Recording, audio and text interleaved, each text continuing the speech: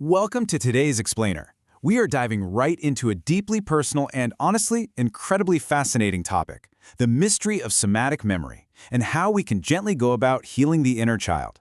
So picture this, you're having a perfectly normal day. Maybe you're sitting with a friend or just resting on your couch. Everything around you is entirely safe. But then, out of nowhere, a sudden, inexplicable wave of panic hits you. Or maybe a gentle touch on the shoulder leaves you feeling strangely anxious.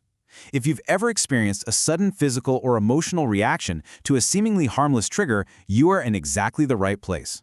We are going to unpack the fascinating science and the deep psychology behind why our bodies react this way.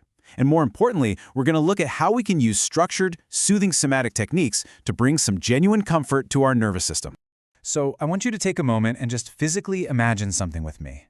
Imagine lightly tapping your arm or your shoulder. It's a completely mundane action, right? But for some of us, this simple, everyday stimulus does something totally unexpected. Instead of just feeling a light physical tap, you might suddenly feel your chest begin to tighten. Your breathing might get shallow, or a sharp, heavy wave of distress might just wash over you. There is this jarring disconnect where your rational brain knows perfectly well that it's just a tap, yet your body is reacting as if it's in literal mortal danger. Why does a harmless tap on the arm trigger such an overwhelming, uncomfortable feeling inside the physical body?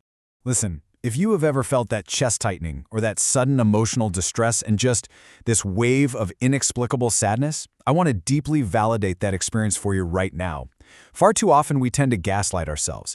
We think we're just being oversensitive or worse, that we're somehow making the whole thing up.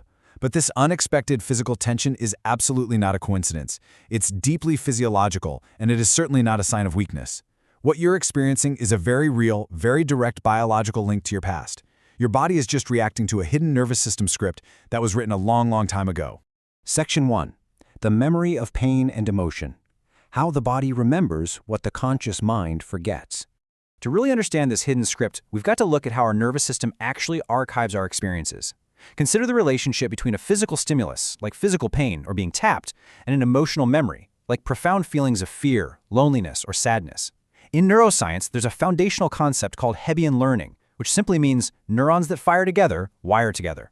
During childhood, when we experience something distressing, our nervous system doesn't save the physical sensation and the emotional response in separate filing cabinets. Nope, it saves them as a unified package set. The physical pain and the profound emotional fear are permanently wired together in your physiological memory bank.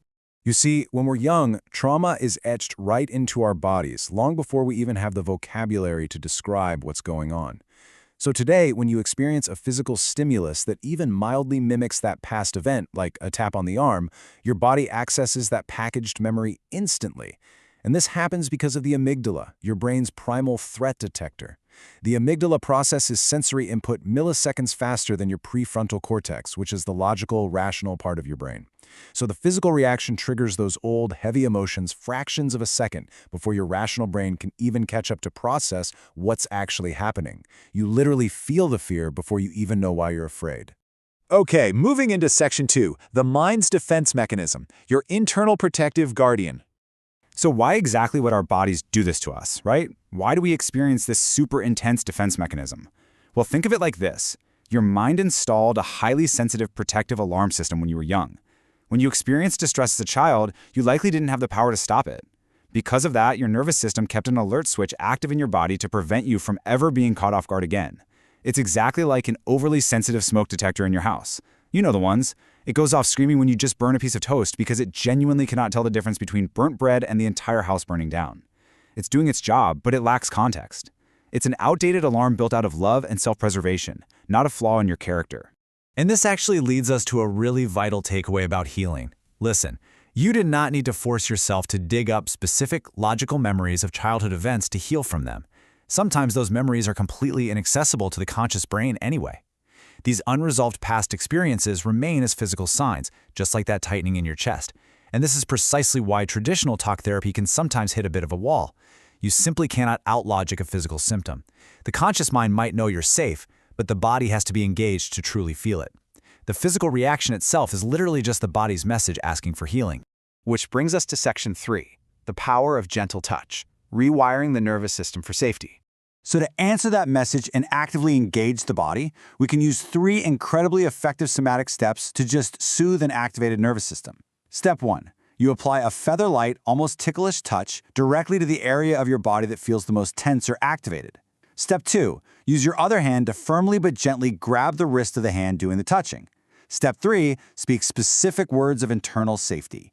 Let's break down exactly why these specific physical movements are so profoundly powerful for calming your brain. Now, we know that strong physical stimulation can trigger that packaged memory of tension, fear, and the sympathetic nervous system's fight or flight response. But a feather-light touch? It does the exact opposite, and there's a fascinating physiological reason for this. Feather-light touch activates specific nerve fibers in your skin known as C-tactile afferents. These specific fibers send direct signals of social safety and deep comfort straight to the brain, entirely bypassing the panic pathways. By deliberately using a touch so light that it feels a little bit ticklish, you are introducing a sensation the brain associates with playfulness. You are literally communicating with your nervous system through physical sensation, replacing the heavy tension of the past with the warm, safe feelings of the present. It's really incredible. Moving on to step 2, this action actually contains some of the most profound psychological imagery in this whole process. When you gently but firmly grab your own wrist, the hand being grabbed represents the past you, that vulnerable inner child who felt unsafe and alone. The hand doing the grabbing represents the present, capable adult version of you. By literally holding your own wrist, you're performing a physical act of stepping in to stop harm. You're engaging in what psychologists call reparenting. You are finally providing the physical protection and presence that the younger version of you desperately needed but didn't have. And while you're holding your wrist, you move right into step 3 and repeat this mantra internally. Take a breath and tell yourself, I won't let anyone hurt me anymore. And that goes for myself too. Delivering these words internally while holding your own wrist beautifully bridges the physical act of protection with deep psychological safety. You know, the remarkable thing about your nervous system is that it doesn't strictly differentiate between external protection from someone else and internal self-protection. It just registers the powerful, soothing feeling of being guarded. You're telling your brain that the guardian is finally here, the threat is over, and it's totally safe to stand down. Section 4. Daily Inner Child Care. Building a habit of self-compassion. When you start integrating this somatic care into your daily life, please remember that consistency always beats perfection. You absolutely don't need an hour of intense meditation. Just practice for a few minutes before bed, or right in the moment when you feel sudden distress. Just gently touch your arm, hold your wrist, and breathe. This is where the science of neuroplasticity really shines. By doing this for just a few minutes a day, you are literally thickening the neural pathways associated with self-soothing and safety in your brain. Over time, you make it physiologically easier to return to a baseline of calm. The ultimate goal isn't just about erasing the pain of the past. It's about remembering how to treat yourself with profound care and acknowledging your inherent worth every single day. So I want to leave you with this final thought. How will you show your self-kindness and acknowledge your own worth today? You now have a concrete, scientifically backed physical tool to communicate safety to your nervous system and fiercely protect your inner child. The power to rewire your body's alarm system and cultivate a deep sense of internal peace is quite literally in your own hands. Thank you so much for joining me for this explainer, and I highly encourage you to take these techniques and start exploring this incredibly empowering journey of self-compassion for yourself. See you next time.